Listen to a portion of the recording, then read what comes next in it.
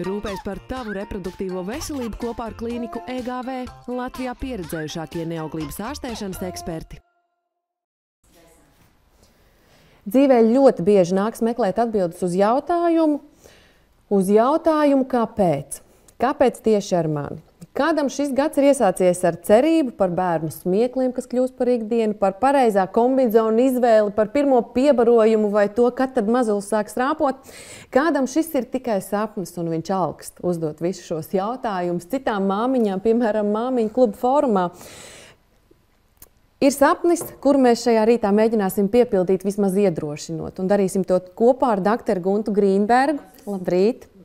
Doktori ir klīnikas EGV ginekoloģija, reproduktoloģija, un šodien viņi mums palīdzēs iesaistīt jūs šajā tik ļoti delikātajā jautājumā par neauglību, par sievietes reproduktīvo veselību un mūsdienu iespējām neauglības ārstēšanā.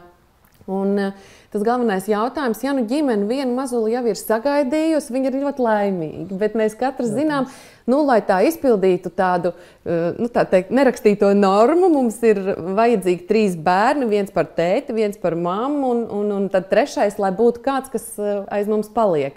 Un, ja bērniņš ir nācis pasaulē un vecāki ir nolēmuši, ka mēs gribam vēl, bet kaut kā galīgi nesanāk.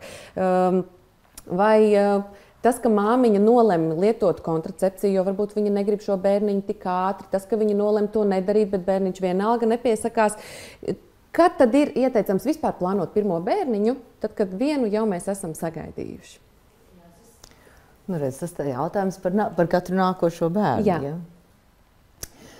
Pirmais, par ko man dzīvē liekas, ir jārunā. Vienmēr jau ir tā, ka māmiņa, tad, kad viņa ir piedzemdējusi pirmo un priecājas jau par visiem piebarojumiem vispār, jo vienu brītiņu viņa nedomā par nākošo, vai arī viņa domā ļoti tā pozitīvi, cik skaisti būtu, es tagad dzemdēšu vēl 2, 3 un 4.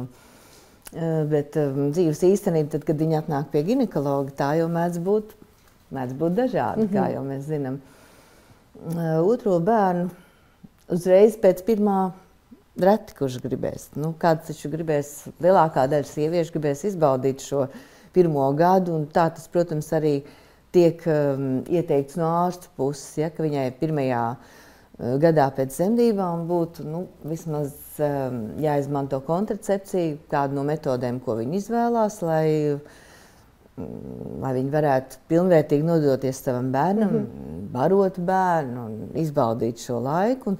Un tikai tad, kad viņa, teiksim, kad bērnam paliek gads vai bērnam paliek pusotrs gads, tas būtu tā kā, tāds vecos laikos bija tāds ieteikums, kad 2 gadiem jābūt starplaikā, bet tagad varbūt tik stingri uz to neskatās, jo māmiņas ir, ja tās ir vieglas dzemdības un reiķināt arī bērnu kopšanu, mums ir tagad vienkāršāk un vieglāk un nav tev obligāti jāsaspringst tur pēc kazas piena un vēl viss kaut kā tam līdzīgi. Tad, protams, viņa pēc kaut kāda pusotra gada gribēs un sāks domāt par otro bērnu. Tas jau varbūt nenotiks, sapnis ir viena lieta, bet tas nenotiks varbūt uzreiz.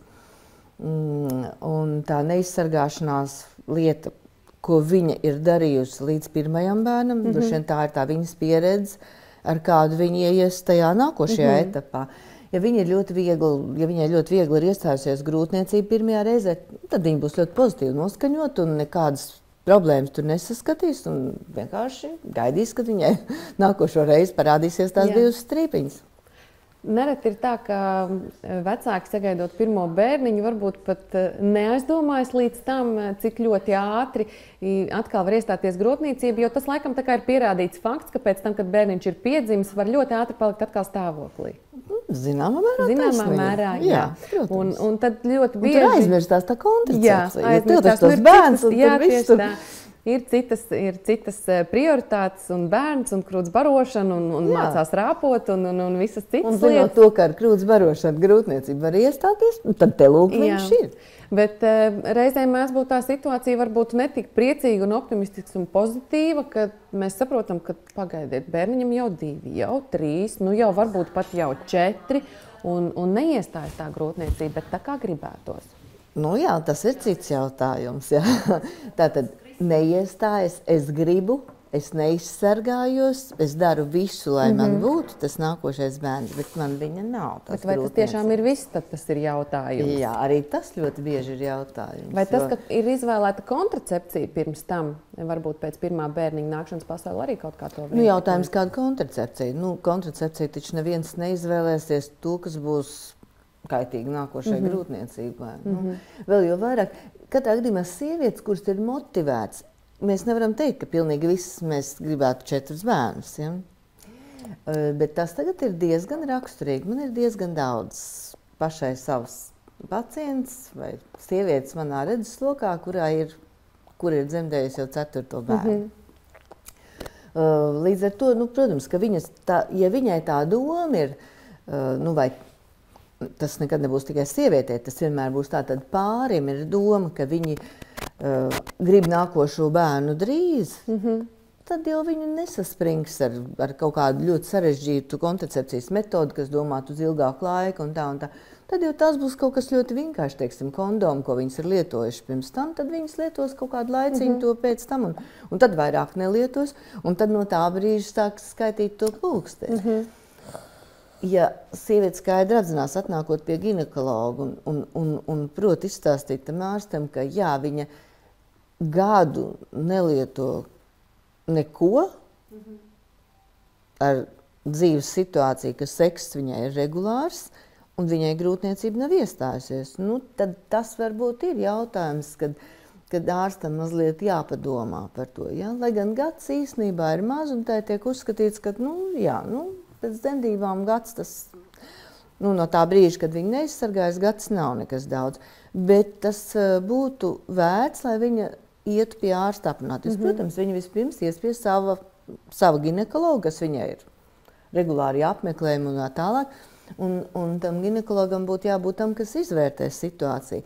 Vai viņai ir kaut kāda problēma, kas viņai kad viņai būtu jāiesaka griezties pie ginekologa, reproduktologa, vai vienkārši tur ir citi kaut kādi apstākļi. Varbūt viņai vīrs ir jūrnieks, kas 5 mēnešus ir jūrā, kā mēs būtu. Ja? Un tikai vai vīrs ir strādnieks ārvalstīs, kādiem žēl mūsu valstī ir diezgan bieži. Ja? Un tad tas atkal tas atskaites punkts un tas laiks ir nu, mazliet cits. Ja?